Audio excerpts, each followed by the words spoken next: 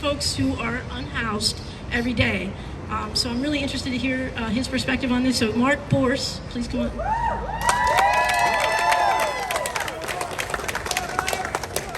Good morning. It always seems like a good use of technology to put my remarks in my phone until I actually have to read it out of my phone. So we'll do our best here. Thanks. Welcome on a beautiful day in June. It doesn't seem like it today, but really, winter is coming. Every December 21st, there is a memorial service called the Longest Night. People gather to remember our friends who lost their lives to homelessness throughout the year. Each time, there are people on the list who I've known well, and I grieve the loss. I say this today because I want us to have real clarity that this is actually a life and death discussion. The experience of homelessness is relentlessly hard, and it's dangerous. I realize that this might seem like a very unhopeful way to begin this conversation, but there's this thing called the Stockdale paradox. It says that our best chance of success in seemingly impossible situations lies in our ability to look unflinchingly at the hard realities at hand, because that leads us to clear-headed action. So towards that end, I would like to offer us 3 truths in 3 minutes. These are 3 things that we need to be entirely committed to if we are going to make significant headway in addressing homelessness in Montgomery County. So truth number 1, this is a crisis. These are not just hard times.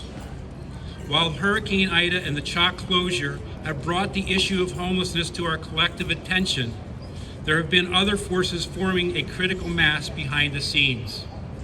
The fact that rental costs are increasing by double digits every year, the fact that the gap between wages and cost of living is spiraling, and the loss of sustainably affordable housing are forces that combined have pushed us past the tipping point. Martin Luther King spoke of the urgency of now. We are in it. Action needs to start today. Truth number 2, this takes all of us. Einstein said, we can't solve problems by using the same kind of thinking we used when we created them.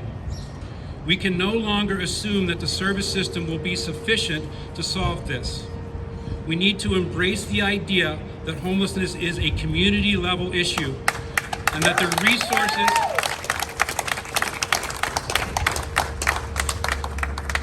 resources to address it lie in the community itself. And then we need to align ourselves with each other towards the common goal of housing for each and every single county resident. Truth number 3, this is really about justice. Throughout the pandemic, there has been an outpouring of generosity in providing relief to our neighbors living outside. It has been truly amazing and life-giving. However, while charity is a great driver of relief efforts, we cannot charity our way to housing for all. That will only come when we collectively decide 2 things. First, that it is inherently unjust that some people have no means to access basic human necessity of housing, and that second, it is incumbent on each of us and all of us to act justly. There are other communities who have made great strides in creating affordable housing. The hallmarks of these efforts have been creativity, innovation, and collective will.